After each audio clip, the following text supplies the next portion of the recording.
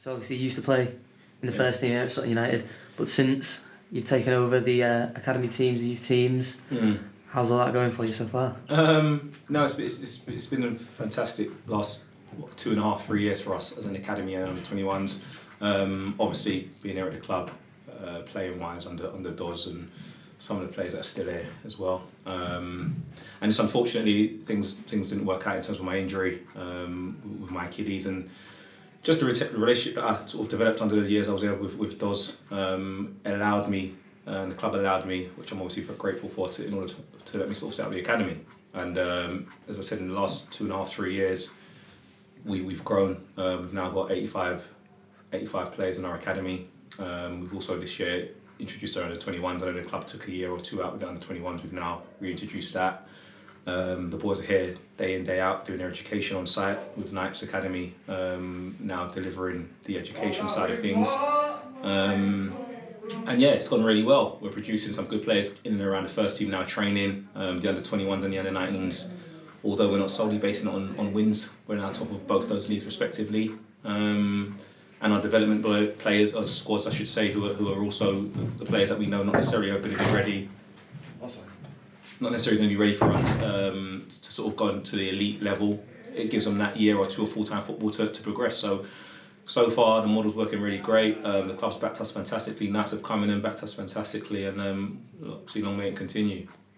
Obviously, how did you find the transition? Because obviously going from the first team, like you say, your injury, and then sort of, like you mentioned, developing the relationships and then being offered the chance to run the academy. How did you find that transition?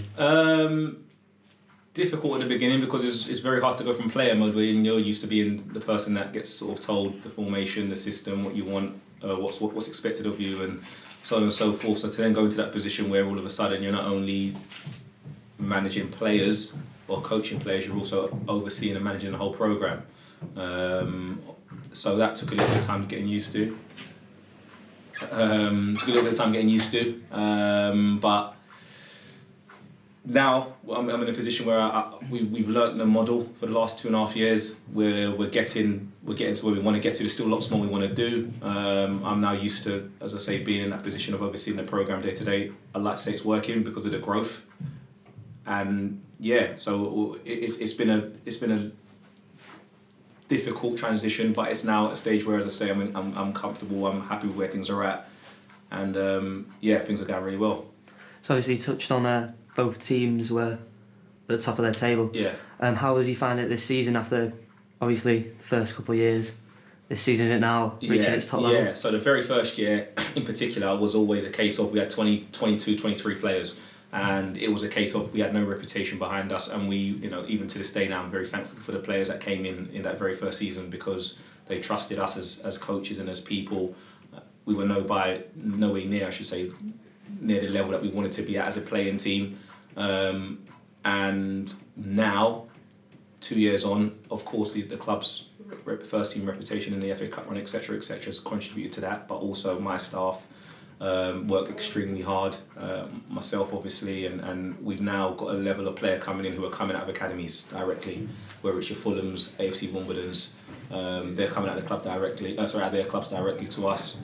This year it's proven that we've got the same two teams, 21s and 19s, top of the table, and obviously this week, just quickly I'd like to mention, we've got a game on Saturday here against Red Hill, 2:30 p.m, which is a great chance for people to come in and watch the 21s and see what they're about and see where we're looking to go and what we're doing this season. But there's some very good players coming out of that group as well as the 19s.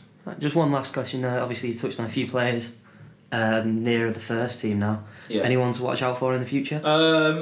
Yeah, there's obviously pre-season we had a few that were in and around the first team. David Omprion, Crosley Lemar, Chad Morris at the moment. So there's that's just to mention a few, but there are some very good players, not necessarily that have even trained with the first team, that are coming through.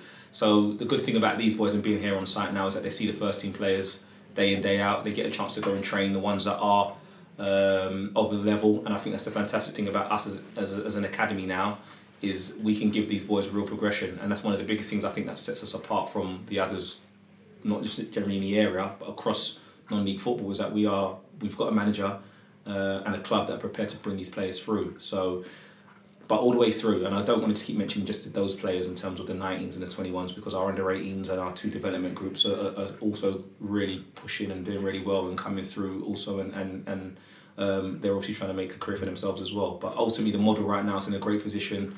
We've got a good pathway to the first team, but it would be good to start getting some fans down, as I say, to the 21s games in particular, because we are producing some good players there. And